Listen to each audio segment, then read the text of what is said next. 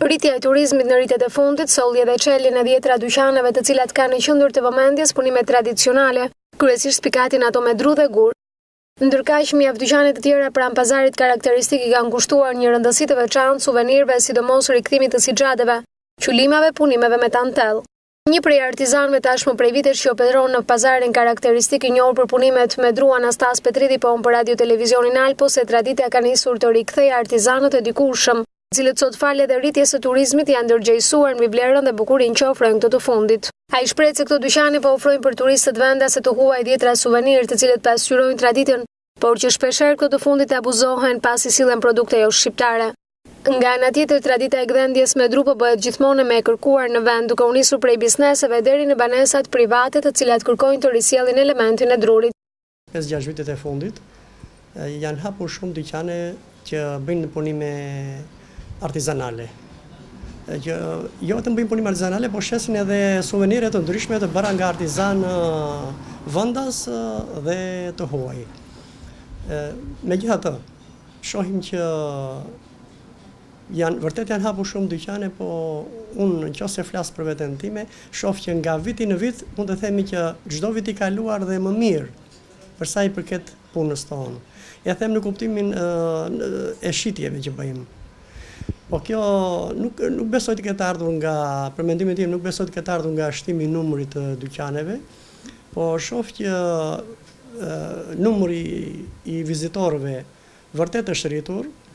Mendimi im është që sidomos për këtë vit, që ka një rënje shumë të theksuar për sa i përket shitjeve nga ana jonë, mendimi im është se vinë shumë vizitorë lindor, domethënë nga Evropa lindore.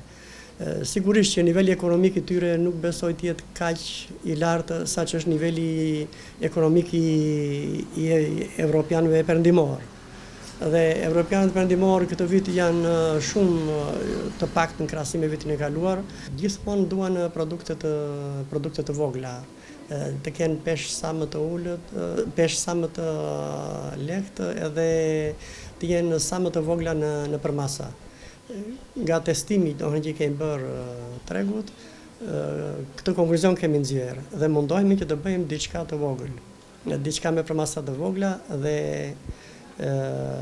mendoj se në këtë drejtim kemi një goditje nga ana e produktit të gatshëm, dhe produktit jo artizanal. Ka shumë punim makinerie që me sa kemi dëgjuar prodhohet në Kinë apo në vende të tjera dhe vjen këtu dhe vjet stampa Made in Albania edhe njerëzit jo të gjithë kanë atë nivel për ta kuptuar. E vërteta është se kemi punuar këto vite, këto 10-15 vjet e fundit me gdhendjen e tavaneve dekorativ dhe punojmë akoma.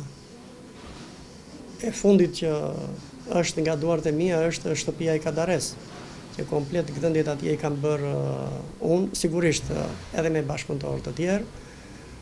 Dhe vërtet kemi nxjerrë një punë që me sa kemi dëgjuar është pëlqyer nga të gjithë. Për sa i përket zbukurimit të tavaneve, të mosandarave, komplet punimeve prej drurit që janë bërë aty. Dhe shoh dhe interesim nga ana e vetë privatëve për të rregulluar shtëpitë e tyre. Pazari karakteristik tashmë po ofron imazhin e dikurshëm, ndërsa turistët po njohin çdo ditë më tepër produkte tradicionale të zonës.